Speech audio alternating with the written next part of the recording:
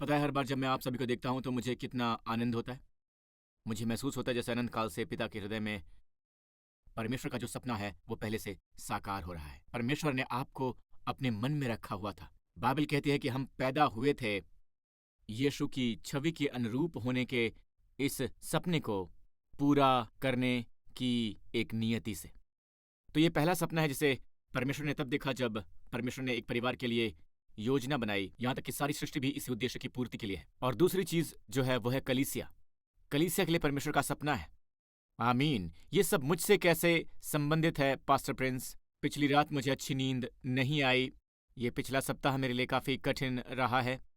मुझे एक के बाद एक चुनौतियां मिली हैं और पिछले सप्ताह मुझे डॉक्टर से खराब रिपोर्ट मिली। ये सब परमेश्वर का सपना मुझे कैसे प्रभावित करेगा? खैर, कई बार बड़ी बड़ी चीज़ों की शुरुआत छोटी बातों से होती है, या इसमें छोटी छोटी चीज़ें शामिल होती हैं, बहुत ही छोटी। हमारी सभी ज़रूरतें अनंत काल की तुलना में बहुत कम हैं। आमीन। जब हम परमेश्वर के उद्देश्य को समझ जाते हैं तो हम उनके अनुकूल ही हो जाते हैं। हम देखते हैं कि हम अपने व्यवहार से कहाँ चूक गए हैं, कहाँ हमने निर्देश का पालन नहीं किया है अपने जीवन में। आज हम देखते हैं कि संसार अब परमेश्वर के नमूने पर चलना नहीं चाह रहा है। हम देखते हैं कि संसार अपने शरीरों के साथ खिलवाड़ कर रहा है, उन वरदानों का दुरुपयोग कर रहा है जो परमेश्वर ने हमें दिया है। वो सारे वरदान जो, चाहे वो देही क्यों ना हो, आपके पास सिर्फ एक ही शरीर है, उसकी देखभाल कीजिए, उस घर की जिसमें आप रहते हैं। तो आज इस दुरुपयोग के कारण हम इस स्थिति में हैं। और परमेश्वर कभी नहीं कहते कि जब तक तुम सुधरोगे नहीं तब तक मैं तुम्हें छूंगा नहीं, जब तक तुम बदलोगे नहीं मैं तुम्हें चंगा नहीं करूंगा। परमेश्वर ऐसा कभी भी नहीं कहते हैं। वो हमेशा अपने प्रेम की परिपूर्णता में आते हैं। कई बार हम इन तकलीफों से गुजरते हैं और हमें इसका एहसास नहीं होता है कि परमेश्वर नहीं चाहते हैं कि आप पीड़ित हों। पर कई बार तकलीफें खुद से थोपी गई होती हैं। साथ ही आपके आत्मा का एक शत्रु है। हमारा मल्ल युद्ध लहू और मांस से नहीं है, परंतु प्रधानों और अधिकारियों से है। आमीन। ये प्रधान और अधिकारी व्यक्तियों के प्रति उन्हें कोई सम्मान नहीं है। अगर उन्हें मौका मिले तो आपके बच्चों पर आक्रमण कर दें। हम एक पतित संसार में हैं, हमें सच्चाई का सामना करना पड़ा। तो अब जबकि हमें उद्धार मिल चुका है, मैं उनकी बात कर रहा हूँ जिन्होंने अपना विश्वास भरोसा मसीह पर डाला है। मसीह हमारे पापों के लिए मरे और तीसरे दिन मुर्दों में से जी उठे बिना हमारे पापों के। उसने प्रभावी ढंग से उन्हें अपने लहू के जरिए डाला। आमीन। और जब वो मुर्दों में से जी उठे तब से आपकी पहचान उनमें हो गई। तो रोमियो 5 हमें बताता है कि जब हम विश्वास से धर्मी ठहरे तो अपने प्रभु यीशु मसीह के द्वारा परमेश्वर के साथ मेल रखें। प्रभु यीशु मसीह में, जिसके द्वारा विश्वास के कारण उस अनुग्रह तक जिसमें हम बने हैं हमारी पहुंच भी हो गई है। जब आप विश्वास द्वारा धर्मी ठहरा दिए जाते हैं तो आपके पास पहुंच हो जाती है। ये इस पीढ़ी से बात करने जैसा है। हर बात में आपकी पहुंच होनी चाहिए। आमीन। आप एक बिल्डिंग में जाते हैं, आपके पास पहुंच होनी चाहिए उस बिल्डिंग की। आपके पास पासवर्ड, पिन कोड या कुछ भी है, उसे जानना पड़ता है। आपका एटीएम आपके पास होना ही चाहिए, तभी आप उसका इस्तेमाल कर पाएंगे जब आपके पास उसका पिन नंबर होगा। क्या मैंने सही कहा? खैर, अब हम परमेश्वर के साथ धर्मी ठहराए गए हैं तो हमारी पहुंच इस जगह पर हुई है जो कहलाती है अनुग्रह। इस अनुग्रह जहां पर हम बने हैं, जहां भी आप जाते हैं, ये अनुग्रह का धरातल है। तो हमारी पहुंच विश्वास की वजह से इस अनुग्रह तक हुई है। हम पर अनुग्रह है, विश्वास की वजह से कृपा अनुग्रह हो सकती है। ये अनुग्रह है, ये परमेश्वर के साथ अनुग्रह का स्थान है। हमें परमेश्वर की महिमा की आशा पर घमंड है। इसका मतलब है आशा हमेशा भविष्य है। आशा भले ही एक सकारात्मक अपेक्षा है। जी हाँ, एक सकारात्मक अपेक्षा। तो अगला वचन केवल इतना ही नहीं कि हम परमेश्वर की महिमा की अपेक्षा में घमंड करें, केवल यही नहीं है, वरन हम क्लेशों में भी घमंड करें। पुराने किंग जेम्स में लिखा है क्लेशों में, दुख भोग में। ये अजीब है। ये ऐसा जैसे कि आप इसके बारे में सोचते हैं कि वाह, हम अपने क्लेशों में घमंड करते हैं। तो क्लेश परमेश्वर की ओर से नहीं है। परमेश्वर की योजना देखिए, अदन की वाटिका में किसी ने भी दुख नहीं भोगा। वहां पर सब कुछ बहुतायत में था। ठीक है, दुख भोग आया पाप की वजह से। और जब जब भी क्लेश आता है, पता है क्या होता है? परमेश्वर संसार से वैसे ही निपटते हैं जैसे वो हैं। जैसे उन्होंने क्रूस पर अपनी आहुति दी। अब अगर आप परमेश्वर की योजना को जानते हैं तो क्लेश आपके अंदर कुछ पैदा करेगा। तो क्लेश जो भी है, आमीन, तुम उसमें बने नहीं रहोगे। इस पे लिखा है कि क्लेश, हम क्लेशों में भी घमंड करें, यही जानकर कि क्लेश से धीरज और धीरज से खरा निकलना और खरे निकलने से आशा उत्पन्न होती है। आपने देखा, आशा उत्पन्न करती है भले की सकारात्मक अपेक्षा। क्लेश धीरज उत्पन्न करता है, धीरज चरित्र उत्पन्न करता है। और चरित्र, मैं इसी की तलाश कर रहा हूं जब मैं लीडर्स के बारे में सोचता हूं, इन महान लोगों पर नियंत्रण करने के लिए अपने इस न्यू क्रिएशन चर्च में इन महान लोगों की रखवाली करने के लिए इस न्यू क्रिएशन चर्च में तो मैं शुद्ध मन वाले की तलाश करता हूं।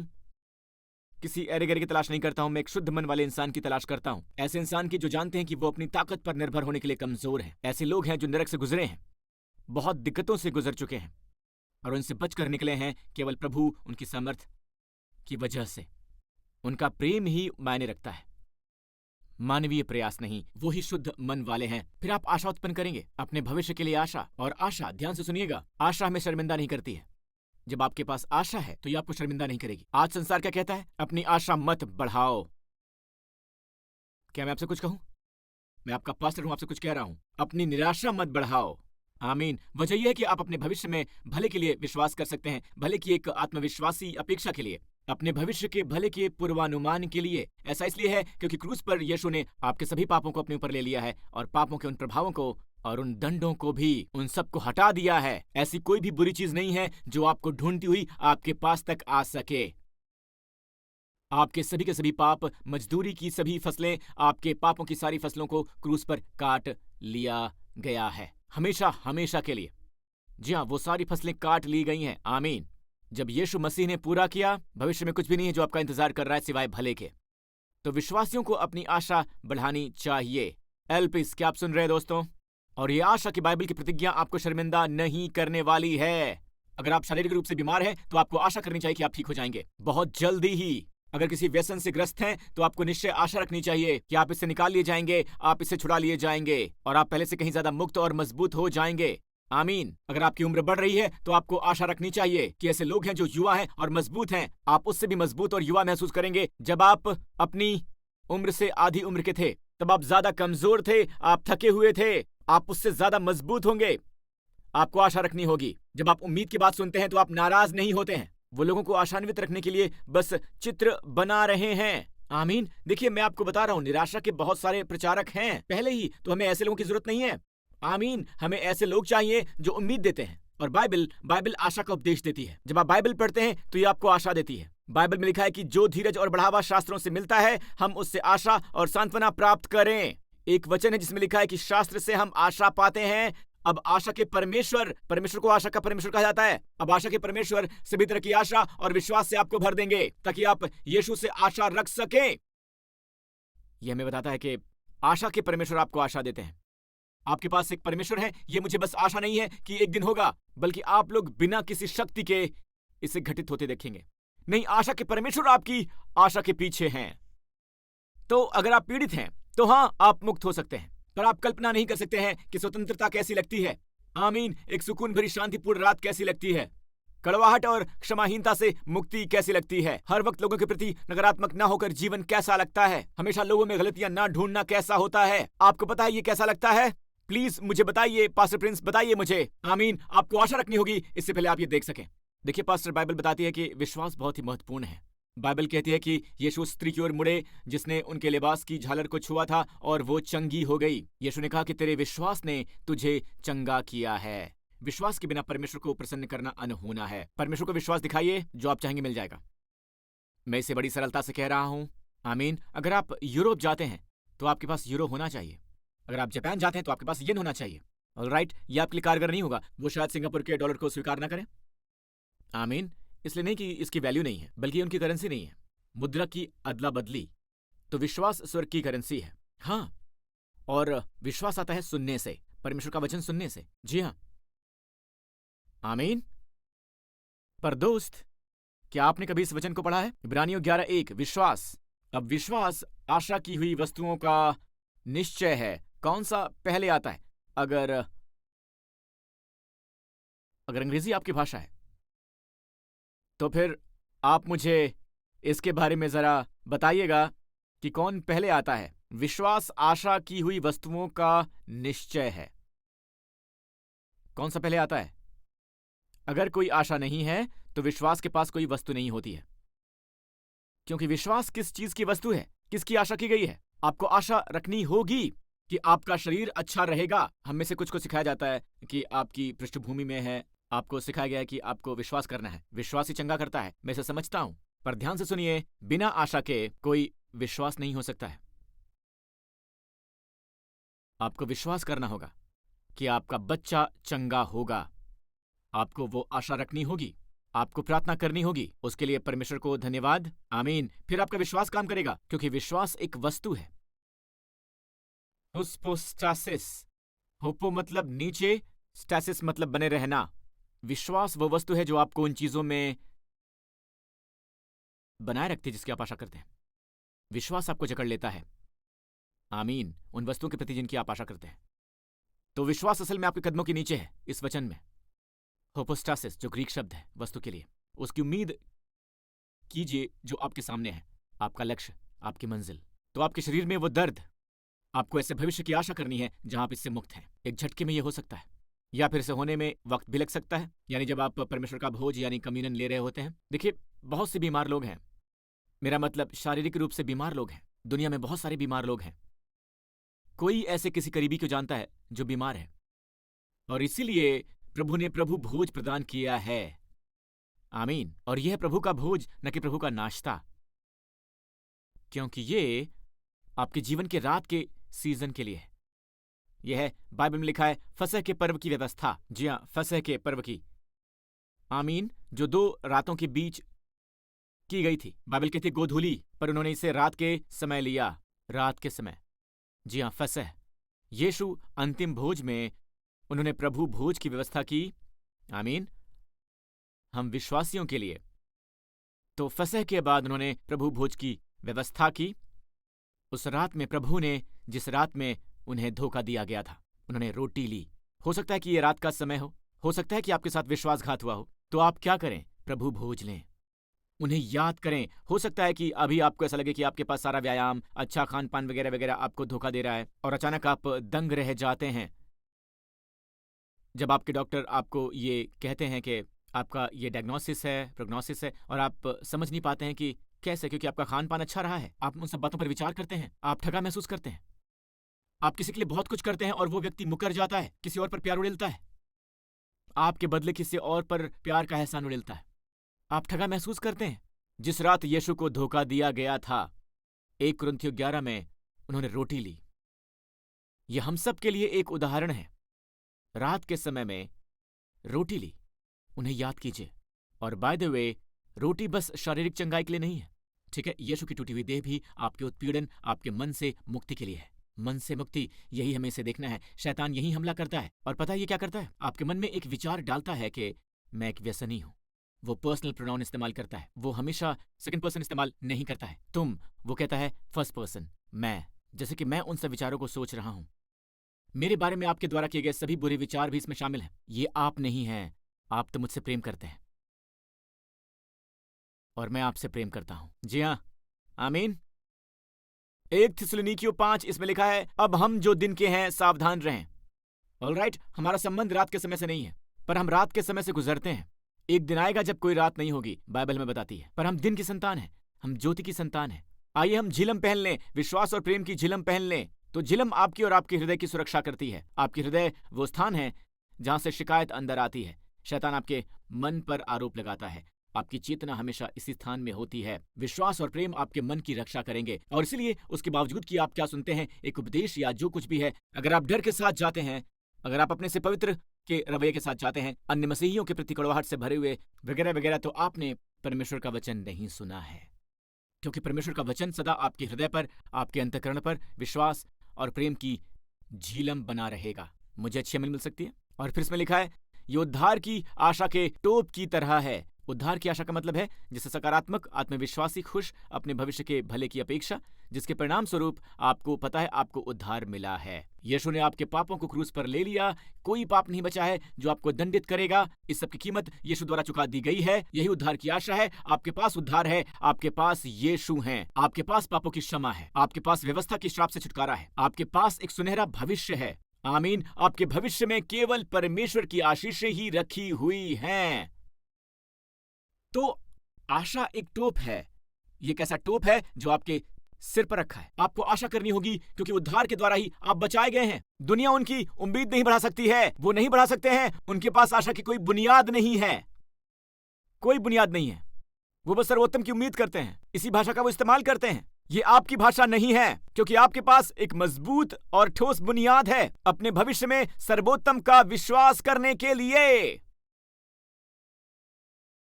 आमीन। यीशु ने आपके लिए कीमत चुकाई है। ये एक ठोस बुनियाद है।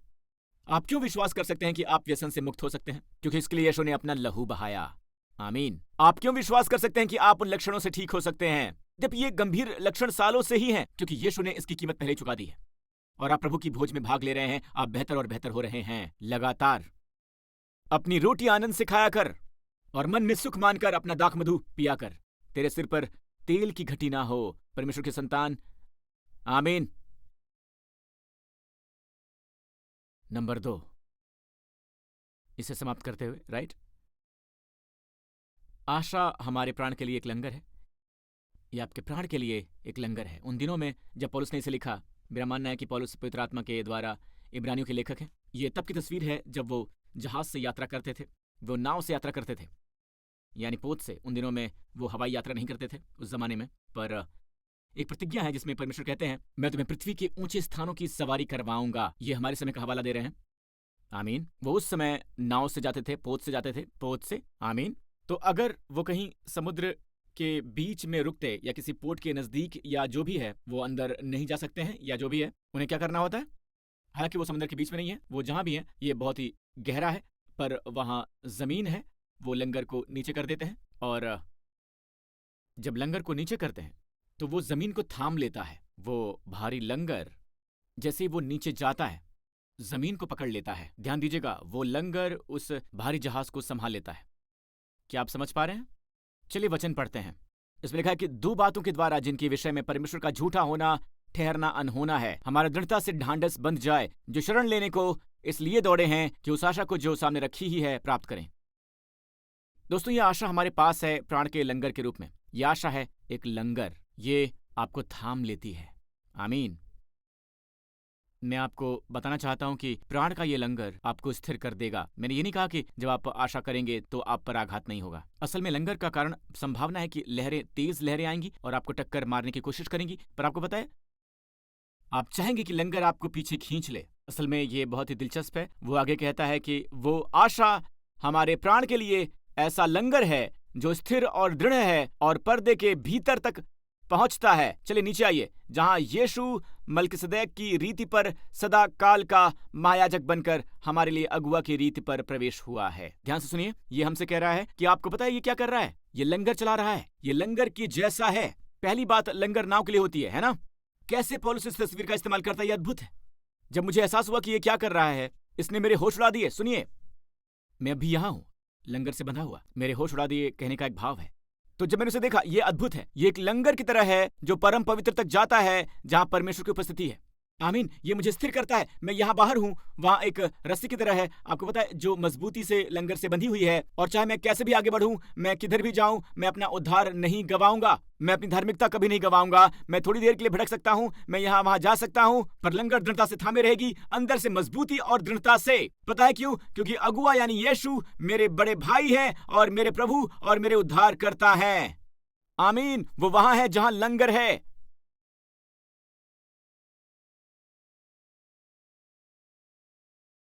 क्या आप कुछ और चाहते हैं?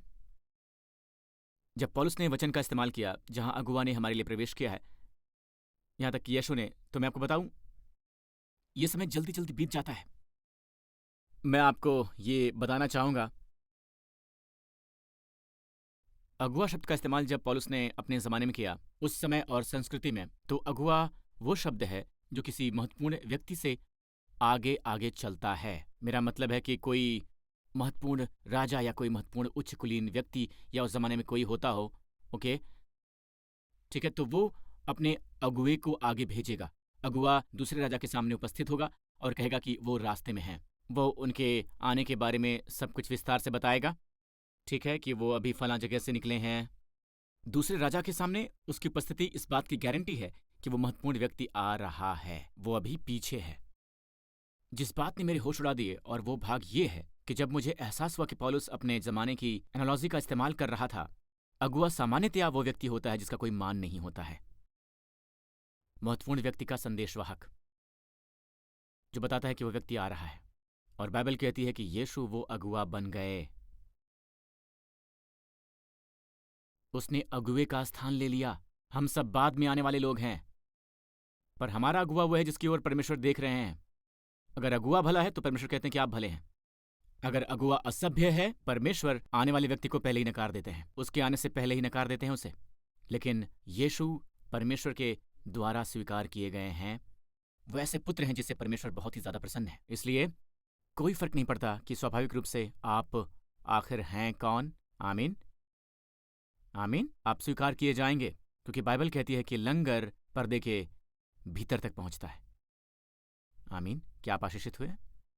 अगर आपने कभी भी यीशु मसीह को अपने प्रभु और उद्धारकर्ता के रूप में स्वीकार नहीं किया है, उन पर अपना विश्वास नहीं डाला है, तो मेरे दोस्तों, प्रभु यीशु मसीह पर विश्वास कीजिए। आप और आपका घराना उद्धार पाएगा। मेरे साथ इसी समय प्रार्थना कीजिए कि ये है स्वर्गीय पिता, मैं आपका धन्यवाद करता हूं कि यीशु मेरे स्थान पर मेरे पापों की खातिर मरे। उन्होंने मेरा सारा दंड अपने ऊपर ले लिया।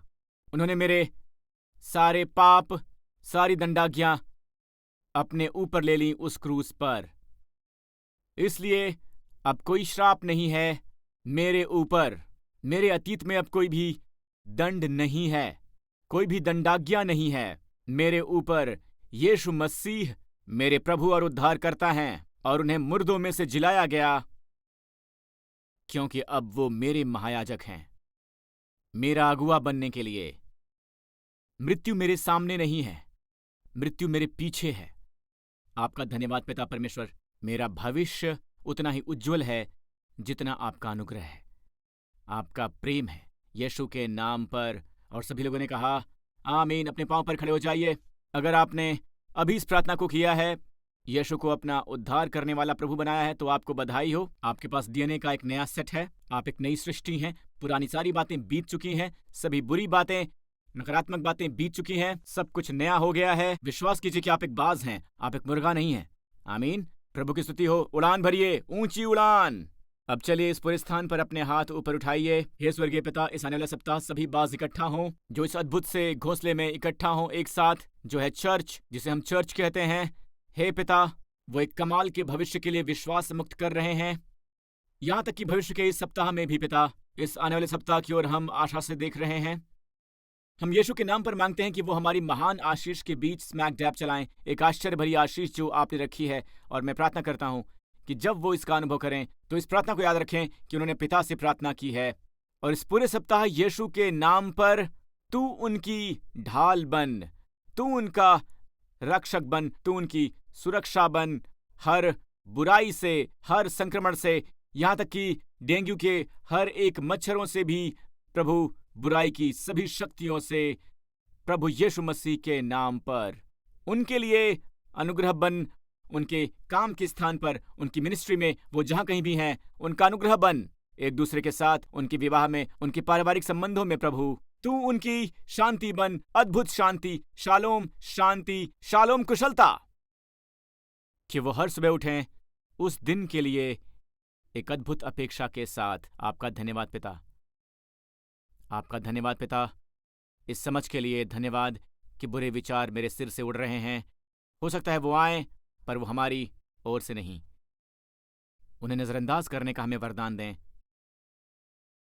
हमें अपने उन विचारों को जानने का वरदान दें जो हमारे भले के लिए हैं और कभी भी बुरे नहीं हो रहे हैं। यीशु के नाम पर सबने कहा आमीन। परमेश्वर आपको आशीष दें। Love you all. आमीन। आपसे फिर मिलेंगे।